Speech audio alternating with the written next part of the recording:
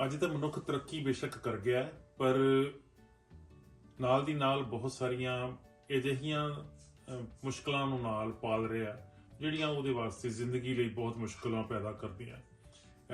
ਹਰ ਇੱਕ ਮਨੁੱਖ ਚਾਹੁੰਦਾ ਹੈ ਕਿ ਉਹਦੀ ਜ਼ਿੰਦਗੀ ਦੇ ਵਿੱਚ ਸੁੱਖ ਹੋਵੇ, ਪਰ ਬਿਮਾਰੀਆਂ ਉਹਨੂੰ ਘੇਰ ਲੈਂਦੀਆਂ। ਕੁਝ ਅਜਿਹੀਆਂ ਬਿਮਾਰੀਆਂ ਜਿਹੜੀਆਂ ਲਾ ਇਲਾਜ ਇਸ ਕਰਕੇ ਆ ਕਿ ਅਸੀਂ ਬਹੁਤੇ ਲੋਕ ਹੋਮਿਓਪੈਥੀ ਜਾਂ ਐਲੋਪੈਥੀ ਦੀ ਵਰਤੋਂ ਨਹੀਂ ਕਰਦੇ, ਸਗੋਂ ਅਜਿਹੀਆਂ ਦਵਾਈਆਂ ਖਾਂਦੇ ਆ ਜਾਂ ਅਜਿਹੀਆਂ ਦਵਾਈਆਂ ਸਾਨੂੰ ਦਿੱਤੀਆਂ ਜਾਂਦੀਆਂ ਜਿਹੜੀਆਂ ਸਾਡੀ ਸਿਹਤ ਵਾਸਤੇ ਸਾਡੇ ਲਈ ਤੰਦਰੁਸਤੀ ਪੈਦਾ ਤਾਂ ਨਹੀਂ ਕਰਦੀਆਂ, ਪਰ ਸਗੋਂ ਹੋਰ ਮੁਸ਼ਕਲਾਂ ਪੈਦਾ ਕਰਦੀਆਂ।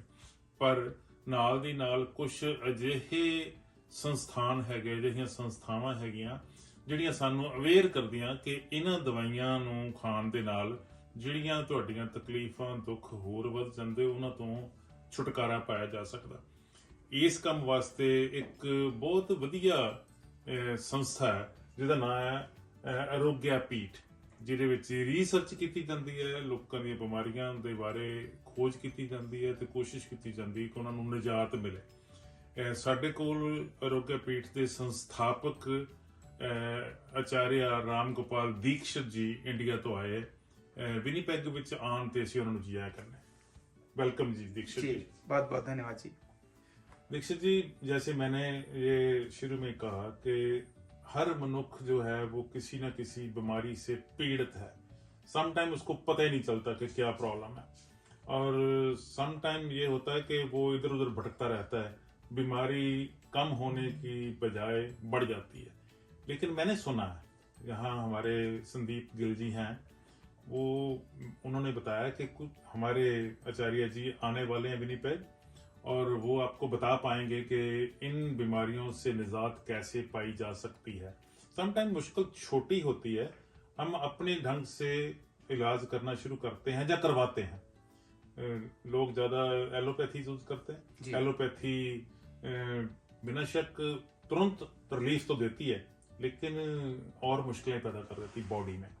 तो ये जो आपने आरोग्य पीठ जिसके आप संस्थापक हैं, और जो वेलनेस न्यूरोपैथी का आपने ये मुहिम चला रखी है, ये क्या है, इसके बारे में बताएं। जी बहुत बहुत धन्यवाद। और मैं सभी दर्शकों को सत श्री अकाल कहता हूँ, नमस्कार कहता हूँ। आपने यहाँ मेरा अभिनंदन किया, मैं आप सभी को बहुत बहुत धन्यवाद बोलता हूँ।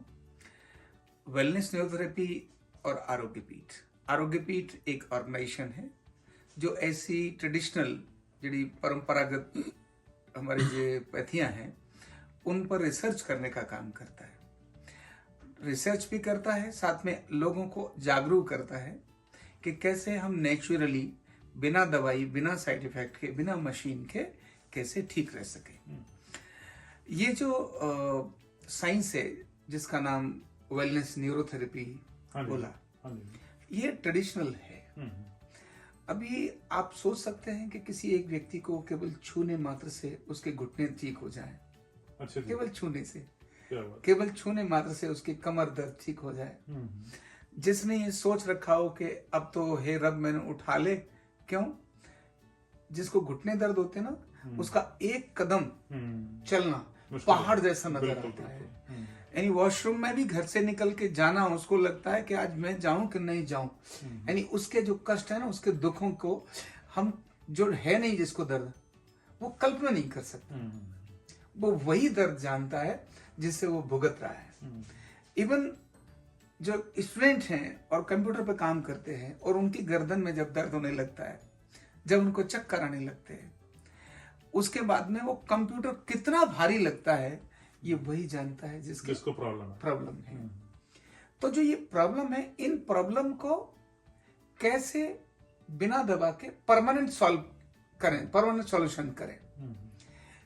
तो सॉल्यूशन करने की जो टेक्निक है वो है वेलनेस न्यूरोथेरेपी।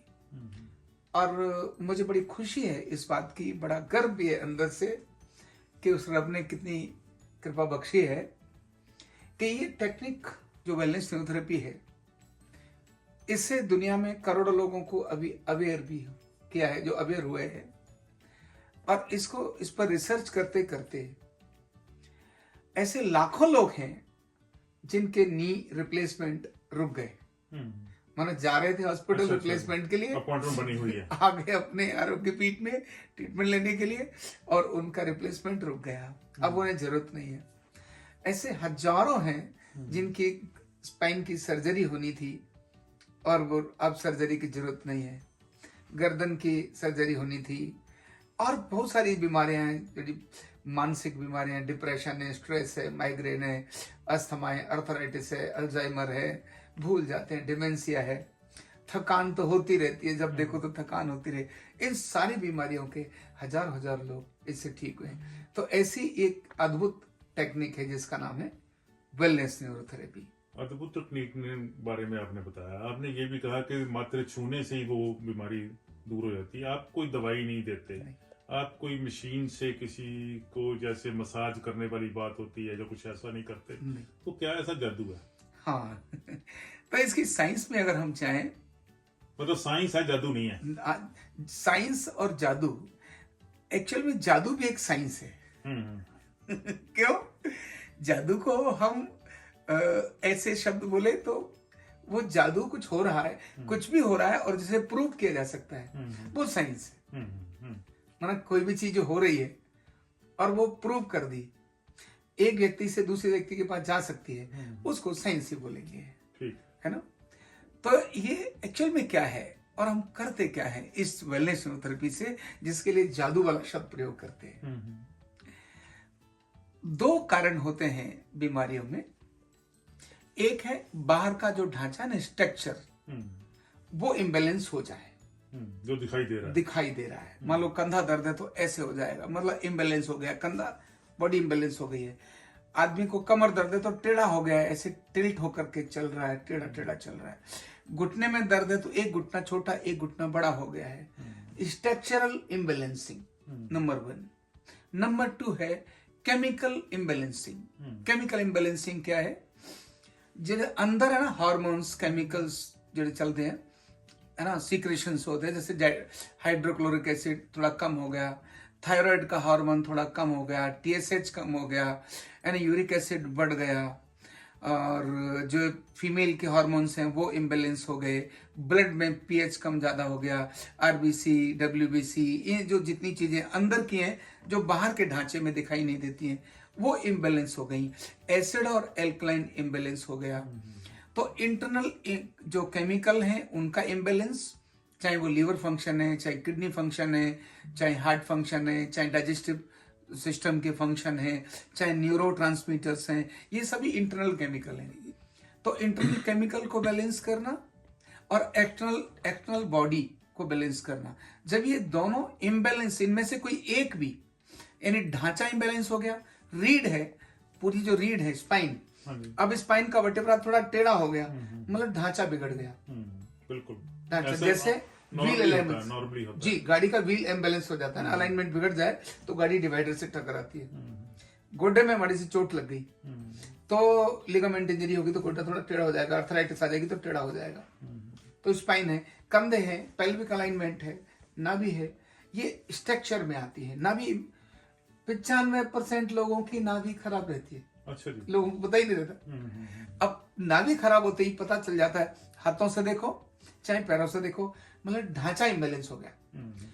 तो ढांचा बैलेंस करे और केमिकल बैलेंस करें तो बीमारी ठीक हो जाएगी। और मैं इस तरह से बोलता हूं कि स्ट्रक्चर इम्बैलेंस है तो जो भी चीज इम्बैलेंस होगी वो डिसऑर्डर क्रिएट करेगी, ऑर्डर को डिसऑर्डर में लेकर आएगी, और जो डिसऑर्डर है वो ईज को डिसईज में कर देगा। ईज हमारी खत्म हो जाएगी, जो सुख है ना वो एकदम खत्म हो जाना है, तो सोखी ना होकर के ओखी हो जाएगी। तो हमें ओखी को सोखी करना है। माना जो ईज है, वो जो डिसीज है उसको ईज में, इससे कन्वर्ट होती है, और जो डिसऑर्डर है उसको ऑर्डर में कन्वर्ट करते हैं। तो जो इम्बैलेंसिंग वो डिसऑर्डर है, बैलेंसिंग ऑर्डर है। तो न्यूरोथेरेपी से हम इम्बैलेंसिंग को बैलेंसिंग करते हैं, बैलेंस करते हैं, जिससे कि वो डिसऑर्डर ऑर्डर में आ जाता है, इसी से डिजीज ईज में कन्वर्ट हो जाती है। ये चीज है, वो चाहे ढांचा बदल ठीक करना हो चाहे केमिकल ठीक करना। क्वेश्चन हो गया जी, आपने कहा था छूने से कुछ कुछ छोटी सी बीमारी हो तो ठीक हो सकती है, घुटने हैं, ये कोई और है, छोटी मुश्किल है तो आसानी से कर सकते हैं आप। हाँ। लेकिन जो इंटरनल है, जिसको हाँ। आप केमिकल की बात कर रहे हैं, वो बिना दवाई के। हाँ, ये तो कमाल है। मतलब वो आप लोगों को ये बताना चाहते हैं कि आपके खाने पीने में प्रॉब्लम है, उसको ठीक करो। नहीं, ये इसमें क्या है, आपको ध्यान होगा खाना खाने के बाद वज्रासन लगाने के लिए बोलते हैं। खाना खाओ, पैर मोड़ के बैठ जाओ, वज्रासन हाँ करो। जी, कुछ टाइम के लिए बैठना, कुछ लेके अच्छा बैठो। उससे क्या है, बॉडी में दो सप्लाई है, एक नर्व सप्लाई, एक ब्लड सप्लाई। जब भी उन ब्लड सप्लाई और नर्व सप्लाई को मैनुअली मैनिपुलेट करते हैं, जब मैनिपुलेट करते हैं तो वो इंटरनल ठीक हो जाती है। जैसे योग में ना आसन करते हैं, उससे इंटरनल केमिकल और एक्सटर्नल जो ढांचा है वो दोनों बैलेंस होते हैं उसके अंदर। इसमें भी हम ब्लड सप्लाई और नर्व सप्लाई को बैलेंस करते हैं। कुछ प्रेशर का तरीका है, कहीं कुछ मसाज का तरीका है। मैंने यहाँ थाई पर थोड़ा हल्का प्रेशर दिया 6 सेकंड के लिए तो पर्टिकुलर ऑर्गन एक्टिवेट होगा। इधर हमने प्रेशर दिया तो ये वाला ऑर्गन एक्टिवेट होगा। ये प्रेशर देते समय कोई दर्द नहीं होता, क्योंकि बहुत तगड़ा प्रेशर नहीं देना, ज्यादा नहीं, थोड़ा छूने, थोड़ा इतना छूने मात्र से बॉडी काम करती है। और जिसको कहते हैं ना कि जो मोर पंख होता है, कभी कभी किसी से वो उतारते हैं ना, किसी को नजर लग गई तो ऐसे करके उतार देते हैं, वो फेदर टच होता है। फेदर टच, बच्चे को चोट लग जाती है तो माँ बड़े प्यार से उसको दुलार देती है, और मेरा पुत्र, ओए मेरा पुत्र, वो जो हाथ लगाने से ठीक हो जाता है, ब्लड सप्लाई ठीक होती है। अच्छा, एक बात और, हमारे इंडिया में वो जो है पैथी, जिसको आयुर्वेदिक पैथी कहते हैं हम जी, वो लोग जो आयुर्वेदिक के डॉक्टर हैं, जहाँ उसके स्कॉलर हैं, वो कहते हैं कि आपके बॉडी में गर्मी ज्यादा है, जहाँ पत का है, ये बात पित्त कब बोलते हैं ऐसा, ये यहाँ भी आप जी जी बिल्कुल बिल्कुल। इसके अंदर क्या है, बात पित्त कफ तीनों शरीर में जितना भी आप मेडिकल टेस्ट करेंगे ना, वो के कुछ चीजों पर निर्भर है, लेकिन आयुर्वेद में केवल नाड़ी देखेंगे और बात पित्त कफ का जानकारी लेंगे। हम भी जो डायग्नोज करते हैं, हम यहाँ एसिड एल्कलाइन डायग्नोज करते हैं, एसिड बढ़ा है कि एल्कलाइन बढ़ा है। और जैसे हम यहाँ दबाएंगे एसिड कम हो जाएगा, यहाँ दबाएंगे ऐसे तो इधर से एसिड कम हो जाएगा, राइट में एल्कलाइन कम हो जाएगा। आधी बॉडी एसिड और आधी बॉडी एल्कलाइन। दोबारा बताएं जी, वो जो आयुर्वेदिक के डॉक्टर हैं, जो एक्सपर्ट हैं, वैद्य जिनको कहते हैं, वो नब्ज देखकर बता देते हैं आपने कल क्या खाया था। हाँ जी, ये भी बता देंगे। अच्छा जी, आपको किस एरिया में आपको गांठ है, कहाँ एरिया में आपको दर्द हो रहा है, आपका हार्ट में ब्लॉक है कि नहीं है, आपका लीवर कैसा है, और यहाँ देखने के बाद अल्ट्रासाउंड, एक्सरे, एमआरआई सब कर देंगे। इतना ही। Very good. तो आपकी पैथी में वो नब्ज देखते हैं या कुछ और है? जी, हमारी पैथी में मैं तो नब्ज भी देखता हूँ, लेकिन हमारी पैथी के अंदर हम ऑर्गन और ग्लैंड को छू करके, टच करके बता देंगे ये लीवर ठीक है कि नहीं है, इधर पेनक्रियास ठीक है कि नहीं है, स्टमक ठीक है कि नहीं है, उसके फंक्शन को, टेंडरनेस को देके बता देते। पीछे से छुएंगे कि कौन सी किडनी कम और ज्यादा एक्टिवेट हो रही है, किडनी कौन सी कम और ज्यादा, उसको छू करके बता देंगे। डायग्नोज भी कर देंगे आपका एसिड बढ़ा है या एल्कलाइन बढ़ा है, और जब उसको डायग्नोज कर देंगे तो फिर हम उसको बैलेंस भी कर देंगे। मतलब कुल मिलाकर ये है कि ये कोई मुश्किल वाली ये ट्रीटमेंट नहीं है, आसान ट्रीटमेंट है, और कोई भी ले सकता है, किसी भी एज में ले सकता है। बीमारी तो कभी भी आ सकती है, बच्चे को भी आ सकती है, बूढ़े को भी आ सकती है। जब ओल्ड एज होते हैं, सीनियर्स जिनको हम बोलते हैं, उनको तो ये बीमारियां एक नहीं, दो नहीं, 10 बीमारियां उनको जकड़ कर बैठी हैं, तो उनका इलाज आसान है या कैसे? बहुत आसान है। कभी कभी क्या होता है, 10 बीमारियों का कारण एक होता है, हाँ, रीजन एक है। हमने एक रीजन ठीक की, 10 बीमारी ठीक हो गई। 50 बीमारियों का रीजन भी एक होता है।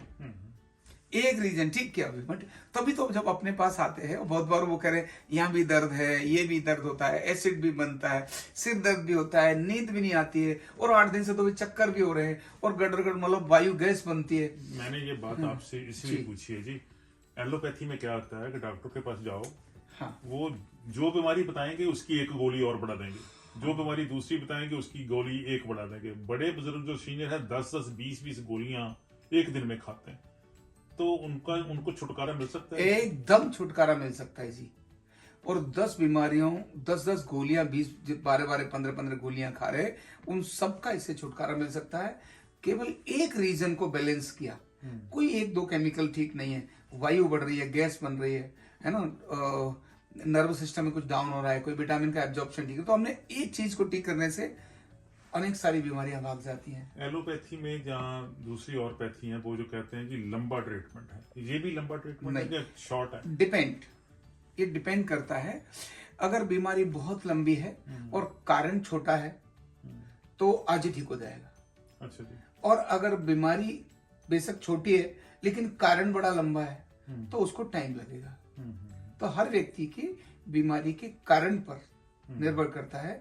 अगर उसका रीजन ऐसा है जिससे अभी ठीक हो सकता है तो परमानेंट ठीक हो जाएगा। जैसे आपने कहा कि ऐसे दबाने ऐसा होता है या ऐसे दबाने से ऐसा होता है, अगर कोई पेशेंट आपके पास आता है, वो अपनी प्रॉब्लम बताता है, तो आप उसको ये भी कह सकते हैं कि आप घर जाकर भी ये कर सकते हैं अपने आप, ऐसा भी है कुछ? हम क्या करते हैं, कोई भी जब पेशेंट आता है उसको 3 प्रकार की चीजों पर बात करते हैं। एक करते हैं आप जब तक बैलेंस ना हो जाओ तब तक ट्रीटमेंट ले लो, नंबर 1 जो हमारे जिम्मे काम होता है।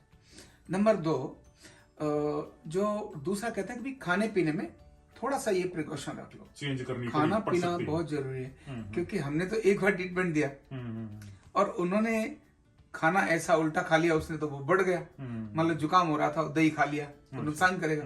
अब जुकाम के अंदर दही तो रोकना ही पड़ेगा, तो दही रोक लें, ऐसे तो करके हम उसको रोक लेंगे। ऐसे वायु बढ़ाने वाली चीजें हैं तो हम उनको थोड़ा, बादी वाली चीजों को थोड़ा कम कर देंगे कि इससे वायु बढ़ती, इसको कम कर लो।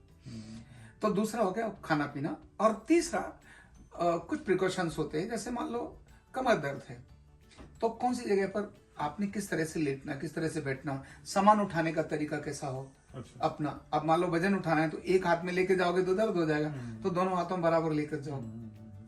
तो जो कुछ प्रिकॉशंस होते हैं छोटे मोटे, तो हम तीनों चीजों पे काम करते हैं।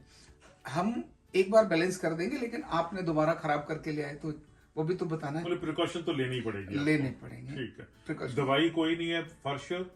नहीं, कोई मेडिसिन नहीं आप कोई मेडिसिन नहीं, सिर्फ आप रिकमेंड करते हैं खाना पीना कैसे करना है, आपकी बॉडी को स्टेबल रखने के लिए कैसे करना है। कुछ ऐसे भी है कि आसन है, योग आसन जैसा? हाँ, ऐसा भी कुछ करते हैं जी। हम कुछ चीजें बताते हैं घर पे करने के लिए, कुछ टेक्निक्स जिनको आप घर पे करते रहिए।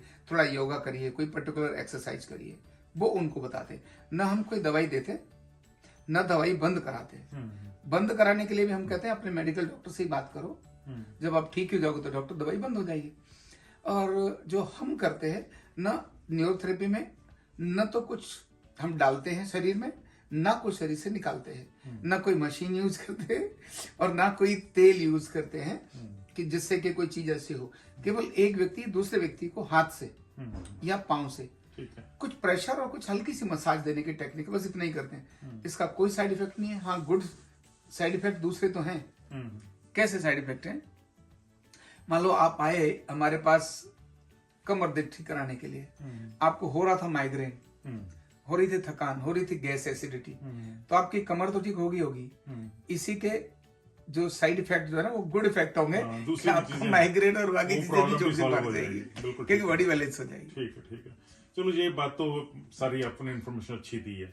ये जो आरोग्य पीठ है वो वर्ल्ड वाइड ऑर्गेनाइजेशन है पूरे, जैसे आप कनाडा में आए हैं इंडिया से, तो इसका क्या है कि डिफरेंट प्लेसेस पे आपके रिप्रेजेंटेटिव हैं या कैसे काम चलता है? जी, अभी कनाडा सहित दुनिया के 18 देशों में हमसे सीखे हुए लोग और इसको जानते हैं और लोगों को लाभ देते हैं। जैसे विनीपेग में संदीप कौर हैं, और संदीप कौर ने यहाँ जिस तरह से लोगों को लाभ दिया है, जिस तरह से लोग इनके मुरीद बन गए हैं कि अरे ये तो बिना दवाई खा खा के जो लोग दुखी थे, लोग हम तो दवाई छूट गई हमारी, तो ऐसे कितने लोग हैं और ऐसे कितने लोग हैं जो इनको अपना आशीर्वाद और ब्लेसिंग्स देते हैं। बड़े बुजुर्ग जो सोच रहे थे दवाइयों से भी कुछ नहीं होगा, संदीप गिल के पास यहाँ आए विनीपेग में, और वो बढ़िया एकदम अच्छे हो गए। और इन्होंने भी न कोई दवाई दी, न कोई मशीन, हम और आप बैठे इसमें थोड़ा थोड़ा कुछ किया और ऐसे ठीक हो गया। ये इतना है। तो इस तरह से दुनिया के 18 देशों के अंदर अभी आरोग्य पीठ के सिखाए हुए जो लोग हैं, रिप्रेजेंटेटिव हैं, और ये ऑर्गेनाइजेशन है। और क्योंकि दुनिया की आवश्यकता है, कमर, घुटना, गर्दन दर्द, gas, acidity, migraine, sugar, blood pressure, asthma, मंदबुद्धि बच्चे, paralysis, Alzheimer, depression, stress, migraine, ये ऐसी बीमारियां हैं जो घर घर में हैं और इन बीमारियों का कॉमन है और इन बीमारियों का दवाई में क्योर नहीं है, लाइफ टाइम मेडिसिन लेनी पड़ेगी और उनके भी साइड इफेक्ट्स भी अनेक सारे होते हैं। ये जो टेक्निक है न्यूरोथेरेपी, ये जो वो क्लिंजिंग भी करती है, डिटॉक्सिफिकेशन भी करती है, बॉडी को बैलेंस भी करती है, थोड़ी दवा भी फिर असर करने लगती है। जो लोगों को दवाई असर नहीं करती ना, जब ये थेरेपी साथ में लेते हैं तो दवाई भी असर करने लगती है।